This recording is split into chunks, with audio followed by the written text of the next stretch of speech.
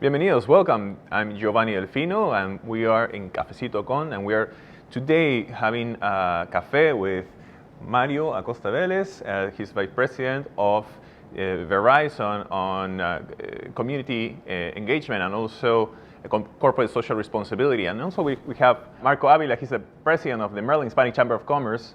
And we're going to have a cafe today. How are you doing? Good. Thank you. We are now, thank you for having us. We are in the Verizon Technology Center. Technology and Policy Center in Washington, D.C. Washington, D.C. Thank you for having us. And we would love to learn more about what you have been doing during your career here in Verizon. What you do for our community also has a great impact. Thank you. Mario, please. I'm excited to be here, by the way, because we've been trying to get together for a while, and finally we having a cafecito today, you know, and with Mario and Verizon. Just want to say that, you know, we really appreciate Verizon's and your support, you know, for the chamber, and I think we feel it is very important to be able to tell the story about who's Mario, you know, where he comes from, and what does he do for Verizon and all that. So with that, maybe you can start just, you know, a little bit about you and where you come from and all that, and so our members and all our audience can get to know you a little bit more on the personal level. Sure. So go ahead. Okay. Muchísimas gracias primero por invitarme. Thank you very much for inviting us. Welcome to our Verizon Policy and Technology Center here in Washington, D.C. And it's an honor to be part of this. We've been trying to schedule this, and I'm so happy that we're able now to have this conversation. And for many years, I have admired the work of the Maryland Hispanic Chamber of Commerce and many other Hispanic chambers in the area that I work with on a regular basis. So I'm excited about talking about some of that work today and how we continue to have a strong presence in the Hispanic community in the DC area. But you asked me about where I came from. Yeah, where you came from, what do you do, how I ended up in Washington. Your roots, you know, and all that. Just I can tell you a little bit about that absolutely. history. I am originally from Puerto Rico, born and raised in a small town called Adjuntas, which is in the central area of Puerto Rico, in a beautiful mountains area. It's a beautiful town that I always tell people the weather in Adjuntas is year-round the weather you experience in San Diego, California. It's like the perfect weather. It's like perfect weather, like 80 to 85 degrees year-round. It's beautiful. So if you had a chance to go to Puerto Rico, find Adjuntas, the central area. That's where I'm. That's where I'm from. The weather's like that, I think, is because of the elevation. The elevation, it's actually one of the highest elevations in Puerto Rico. Great. So I grew up in that town and moved to San Juan to attend college, where I got a degree in political science and public administration, and then decided to pursue graduate studies in the States, and I went to the University of Massachusetts, where I got another degree in public policy.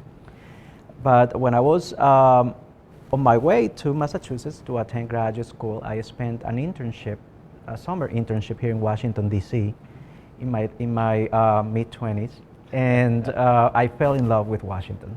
Isn't it amazing? I love Washington too. I fell in love with Washington, D.C., and I realized this is the place where I actually would like to live in and pursue my career. I was very, very interested in government affairs, in public policy, in community engagement in community affairs, and I felt that Washington, D.C. offered that opportunity and for me. You didn't become a New Yorican then. Exactly. Even though I do have family in New York, in Yonkers, New York, I have a lot of family there. So when I finished graduate school, I moved to Washington, D.C. full-time, became very active with the Hispanic community and many other communities in the D.C. area, and that certainly transformed my vision, my objective in life, in my career, and led me to where I am today, which is working with this amazing company, Verizon, and which we continue to support many communities, including the Hispanic community. But something very important about what helped transform that vision and that mission, personal and professional, is the opportunity to really learn about the experiences of different diverse communities that we work with. I had the opportunity to work with the Human Rights Commission in the DC, with the DC government, and learn about some of those experiences that certainly help inform what I do today. So that gives you a little bit summary of where I come from and my passion today. That's awesome. That's awesome. I know we met about 2 or 3 years ago, and you guys have been very supportive of what we do, and you guys presented, I think it was last year on our infrastructure summit that we had. You guys presented on the projects that you had at that time, and I'm sure you're going to have an update on things that you can offer small businesses and all that. So I'm really looking forward to hear that. One of the things that I love about you and what you do with your position and all that is always looking out for the small businesses, and also always looking out for the Hispanic small businesses, which that's what we're trying to do all the time, and make sure that we're the link to be able to offer those opportunities. So maybe you can touch a little bit on the stuff that you are planning to do, or what's coming. Yes. Or and especially if you can start from the moment you enter to this position in Verizon, and then see how, because you have seen for the past 10 years, 15 years that you have been with Verizon, a transition, a difference in how the Hispanic community has evolved in our region.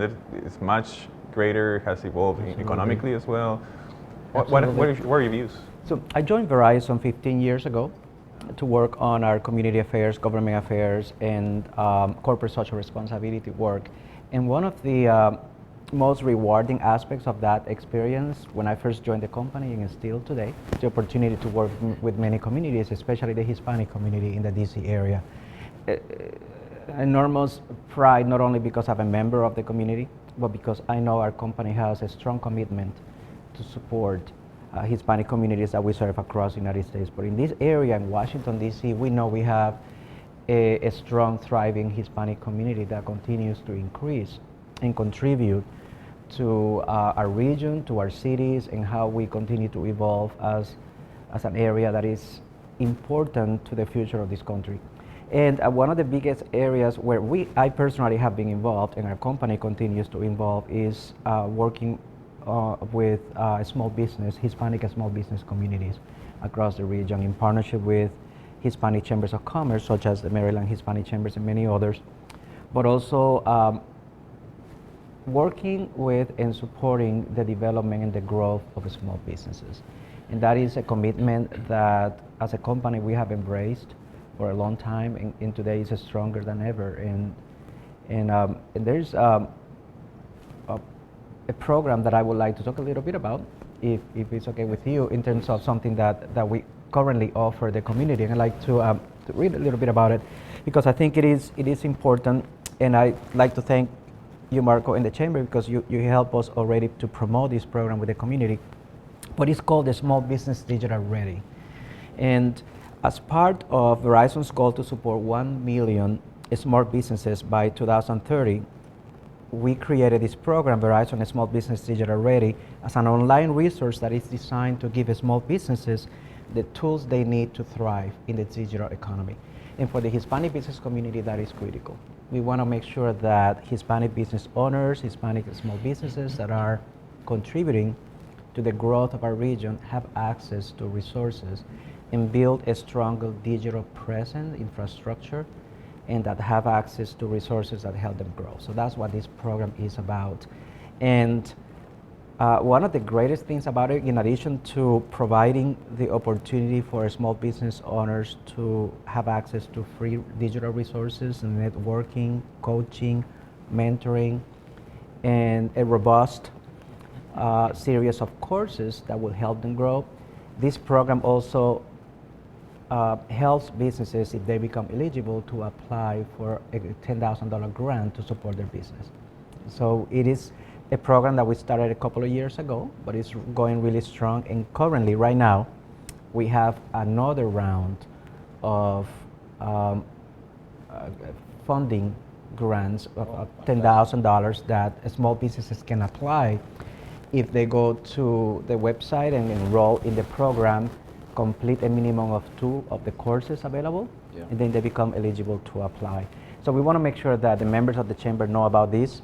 We want them to not only have access to these amazing digital resources, but if they become eligible to apply for a grant, and hopefully they may be selected to receive it. And you have seen for the past few years an evolution of how the Hispanic community has getting more connected as well. And what are your views in that sense, that evolution over the past 10, 15 years? Sure. Well, I always say that as a company, as a leading technology company, one of our missions is to help people connect when it matters the most through technology and resources. Right. And we want to make sure that people not only understand the benefits of advanced technologies that are available to them, but they embrace it and use it on a regular basis to improve their lives. And it can be in education, in healthcare, in small businesses, as we discussed, and in many other areas. We want to make sure that people have access to broadband, have access to resources, have access to technology, and stay connected. And that is a commitment that as a company we have embraced, and we continue to invest resources to ensure people have a better understanding of how technology is a powerful tool to improve people's lives. And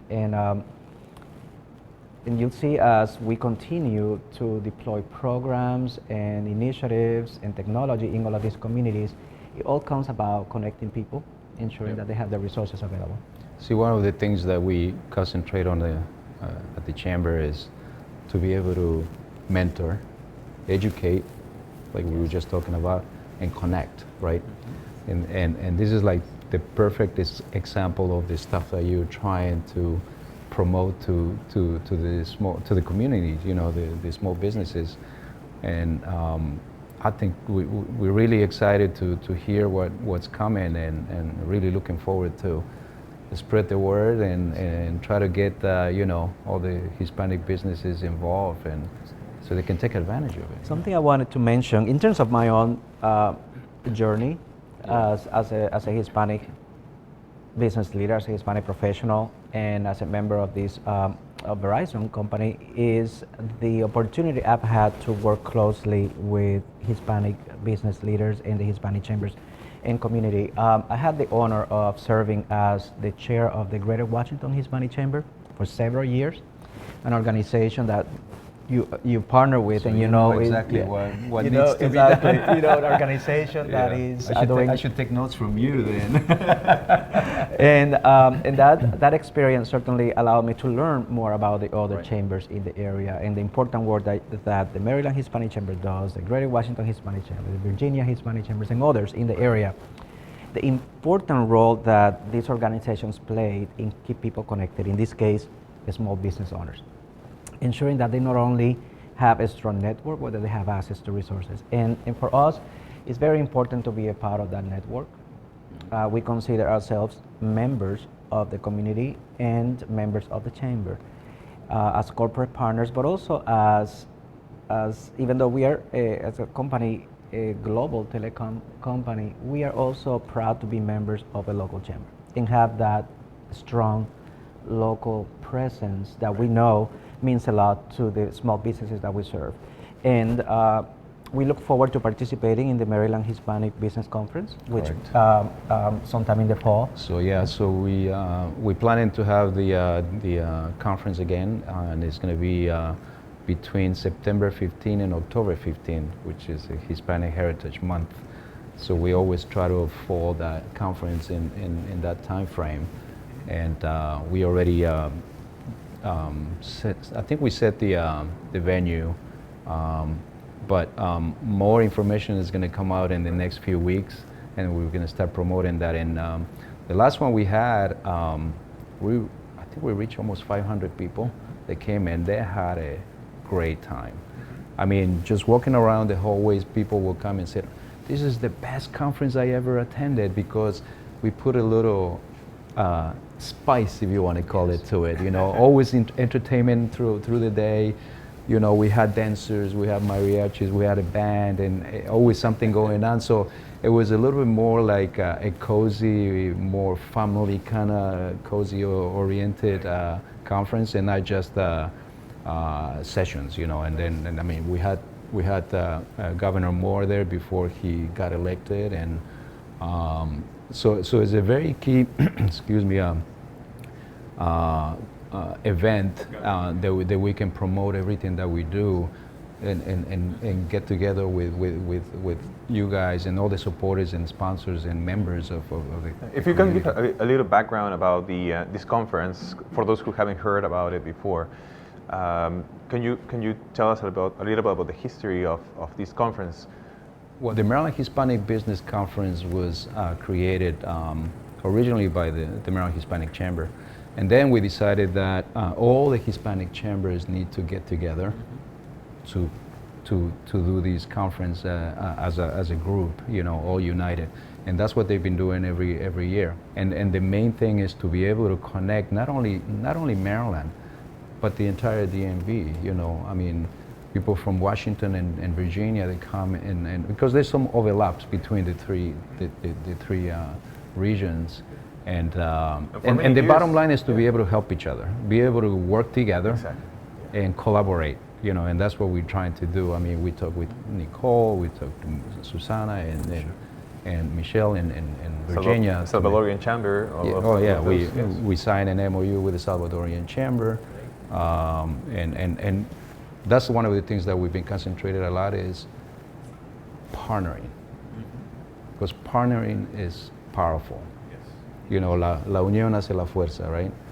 You know, united we're stronger. So that's what we always look into, partnering to be able to help more, and for to more businesses and people.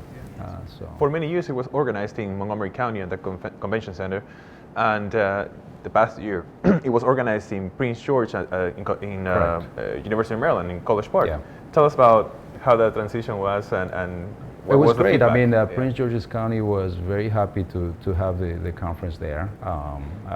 We had great support, but as a state chamber, we got to make sure we cover all our bases, right? We created different regions. So we have the Capital Region, we have the Western Region, the Greater Baltimore Region, and now we are expanding to the Eastern Shore and the Southern Region.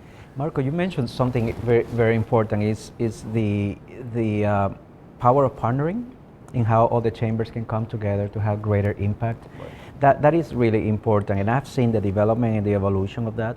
I remember when chambers were working more individually, right, and I see now a lot more collaboration in partnering to have greater impact to advance the Hispanic business community in the region.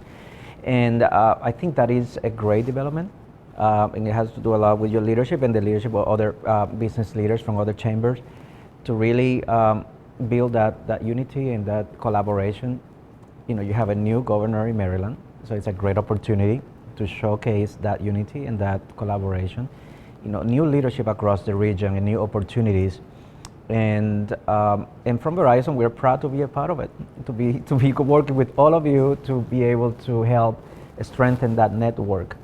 When I was involved as chair of the Greater Washington Hispanic Chamber, we created a theme, said moving Hispanic businesses forward, Hispanic-owned businesses forward, moving Hispanic-owned businesses forward. And I think that's a universal mission that all of the chambers should embrace, because that's what it is, about moving them forward. And I look forward to seeing more of the work that you're doing. We are here where exceptional people do exceptional things. If you can look at right on our slogan, and I love that. To be able to, you cannot just be ordinary. You have to be extraordinary, and go to the bring things up a level 5. To be able to make a difference. And I'm really excited. I mean, I've been about 3.5 years with the chamber, leading the chamber, and it's been great. I mean, I have calls with Nicole or Susana or Michelle, and said, hey, how can we help each other? And which is great. I mean, we need to do that more and more. And then now with the local small chambers like the Salvadorian Chamber, the Guatemalan Chamber, and other small Hispanic groups that we're in the process of signing MOUs as well, which is I'm really excited about that. And bottom line is we need to get together and help each other. So, and you guys are huge supporters of us, and not only our chamber, but all the chambers in the area, which is fantastic. All of them. Yeah. And we certainly look forward to working more with the Maryland Hispanic Chamber this year and having presence at the conference, or any other things that you're doing that we can do together to support the small business community. We certainly want more Maryland-based Hispanic businesses to participate in this Small Business Digital Ready program. It's really an amazing tool that help the small businesses, owners, and others to really understand the power of having a strong digital infrastructure to grow as a business. We want to help them get there, and that's why we created that program. So I am committed to working with you to help promote it even more. We actually created a version of that program in Spanish. Oh, fantastic. To help Hispanic-owned businesses who prefer to access information in Spanish, so they can also have greater access to these resources. And we'd love to be able to talk to your members more about that. Fantastic. You just save us a lot of work. We don't have to translate. No, it's all there. It's all available. I'm really looking forward to share that information and work together to bring all these small businesses to take advantage of that program. Yeah. Verizon has become a great partner of Hispanic business, and especially with the chambers. And thank you for that. I appreciate it. Thank you. So, if you have to give a quick message to our members in our community on a personal level, what would you tell them? Well, I would say, which is something that I have embraced for many, many years and have helped me both personally and professionally.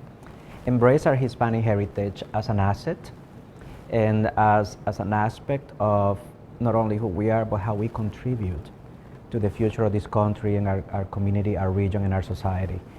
We are a strong community that has a lot to offer. It's already contributing to this amazing country, these amazing communities, and embrace it with pride every day. And Mario, that is a fantastic message for our members and non-members and the community and everybody that's going to be watching this. I'm really excited that we're doing this and tell the message. Tell everybody who Mario is, and what are we doing together. So thank you for having us this morning. I really enjoy our chat, and Giovanni, thank you for setting these up and putting it all together. He's been with us for a while, and I really appreciate all your effort and hard work that you put in towards the chamber. No, thank you, Mario. Thank you for having us as well, and we'll continue partnering in favor of our community and getting the word out there about the programs that Verizon has, the chamber, and get all this information to the Maryland Hispanic businesses in our state. Thank you, and we'll be back with more Cafecito very soon.